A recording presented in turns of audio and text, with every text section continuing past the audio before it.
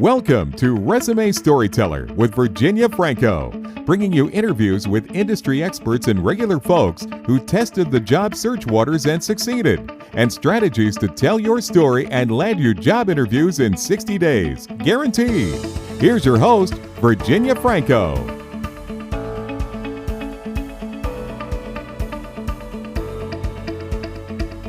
Hey guys, Virginia Franco here.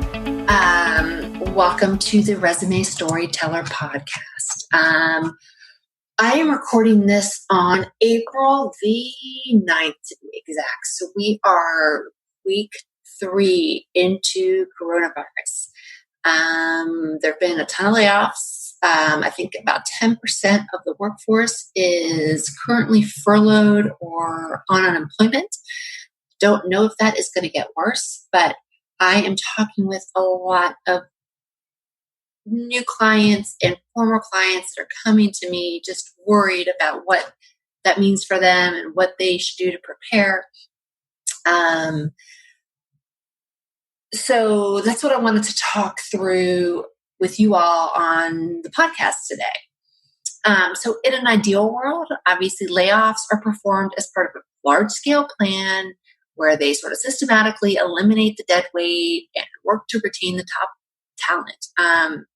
But, big but, as we saw too often during 2008, and then countless times with corporate mergers, takeovers, and then again with this COVID stuff, large-scale planning doesn't always happen. Instead, because of the pressures that the leadership and boards face with having to make decisions quickly and under stress, and really because payroll and benefits account for a company's largest P&L expense, the majority of people that get laid off, quite honestly, were doing their best work at the time that they received their pink slip. So while it is hopeful, or I am hopeful, that the pillars of our economy are strong and that the majority of these jobs are going to return, if you have lost your job, I am so sorry. If you are preparing just in case, I want to share a couple of things that you can do now to survive and come out on the other side. So step number 1 is to make sure that you don't ignore what I call PJLD, not to be flippant, but that is post-job loss disorder. It is real. I have seen it firsthand in my home. When my husband lost his job, if you have found out that your role was eliminated, the very first piece of advice that I can offer to you is the analogy of what you hear flight attendants saying in the event that the plane loses pressure, and that is to put on your oxygen mask. Without it, you will be no good to anyone. So what that means when you are dealing with PJLD is that it is okay to catch your breath, let the run of emotions and shock run through your body. Post-job loss disorder might not be an official diagnosis. Actually, I'm sure it's not. But anyone who has been through this before knows that it is 100% real. So catch your breath. Take 2 or 3 days to do so. After that, while it's okay to be constantly worried, to be upset, it is time to forge a plan for your next move. But just don't beat yourself up if you have a rough day, because that's going to happen. If you haven't lost your job yet, but you are always worried, that's okay too. Those feelings are equally valid, and they require an oxygen mask from time to time as well. So that's number 1, deal with PJLD. I need to coin a different phrase because I can't say that. The second point is to take a look at the money. As soon as you are no longer employed, file for unemployment or see if you qualify for any part of the stimulus package. You know, there is parts in there for freelancers, 1099 contractors, for business owners, small businesses, all of it. A great resource to help you out is the Department of Labor's Career One Stop, and it will get you to your state's site And it also contains a lot of really, really helpful job search resources and sites for you to go to. The next thing, and I recommend this whether you are currently employed or not, is to look at your finances. Look at the must-haves. What are the nice-to-haves? What can you pay in installments? What can you put on credit if you have to? And what you can absolutely cut out ASAP until the cash starts coming in again. Once that process is done, it is time to get your career marketing collateral ready to roll. You need to make sure that your resume and your LinkedIn profile are current, not just in content, but fresh in format. If you have not needed to search for a job in the last 5 to 7 years, it's very important to note that while networking is a huge component, you've got to make sure that your resume can be read by applicant tracking software, or ATS, which are, and that's the screening mechanisms that a lot of companies have in place so that when you upload it online, it is programmed to look for keywords and to sort of get filtered through before it gets to a human to look at it. You also have to make sure that your LinkedIn is very rich in those same keywords. LinkedIn is a go-to site for hiring managers and recruiters that are typing in those words to search for talent like you. When it comes to updating your resume, I have a post on my site. If you can't find it, let me know or email me and I'll shoot it to you. But it details 5 critical sections to focus on. And it's called 5 critical sections to focus on when you are writing a resume. For LinkedIn, I also have a post on my site on how to hack the LinkedIn algorithm and bubble up to the top of recruiter and hiring manager searches. And again, search for those terms and it's there. If you can't find it, shoot me an email and I will make sure to send you the link. The next thing that you want to focus on is find out who is hiring. I think the last stat I saw was that for every 3 million jobs that are lost, 500,000 jobs get posted.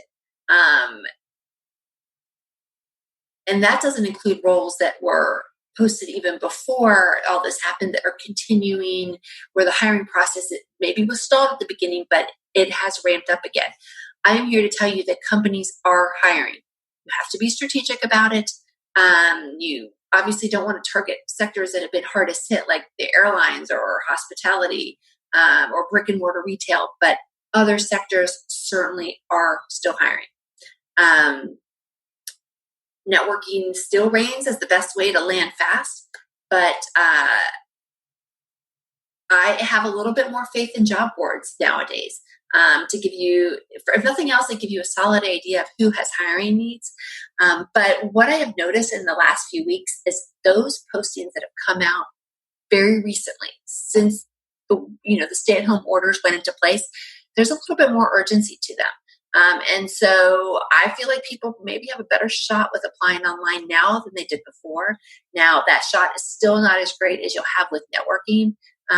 But what it has caused me to do is to sort of revise my earlier strategy or my recommendation for a strategy, where before I used to say, network 90% of your time, 10% spent on the job boards to figure out who has budgets. I'm now revising that to tell people to bump up their online posting game to 20, maybe as high as 30%.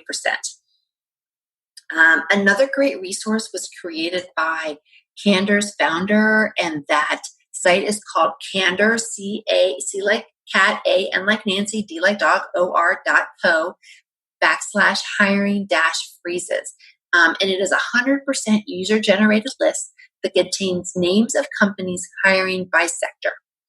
So you'll know where the hiring freezes are, who is doing layoffs, and who is actively hiring. The next important step is to re-engage your network. So once you know who is hiring, the next step is to figure out who you know and who you need to know who works there. And this is where the networking comes into play. At this point, if you have been slack about getting in touch with people and you've blown off all those messaging that you've seen around network. Don't beat yourself up or be embarrassed about connecting if you haven't done it. People right now get it, and they are not going to fault you if it has been a very long time since you've connected and are just now reaching out. In fact, they might welcome the opportunity to talk and commiserate with someone else. So now is the time to reconnect and get conversations going. Obviously, they won't be face-to-face, but they could certainly be by phone and by video.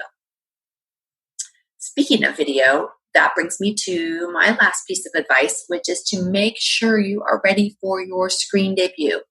Everyone has heard it. Zoom has become a part of our everyday vernacular thanks to this virus and pandemic. And while many large companies have embraced video interviewing as part of the hiring process, thanks to the virus, video and phone interviewing has replaced all of it at startups and established companies alike. The best way to get ready for your screen debut is to practice. Zoom, Skype, free conference call, Uber conference. Those are just a couple of different video platforms that have free accounts where you can film yourself, record your voice, and see how you look and sound, see how the lighting looks, and help you to put your best foot forward. The 2 tips that I want to offer to you to just up your video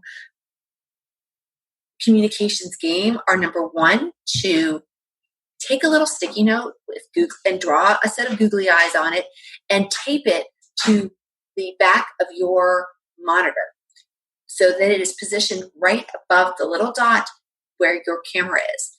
That allows you, when you are speaking on the video, to look at the eyes rather than looking onto the screen, which is what we do because we are used to face-to-face communications where you talk to someone's face. But when you do that on video, you are looking below the camera and it makes it look like you are looking down. The sticky note with googly eyes helps you to lift up your eyes and give the appearance that you are looking at the person eye to eye. The second tip that I can offer to you is to elevate your monitor or your laptop so that you are not looking down at the camera, but rather at eye level.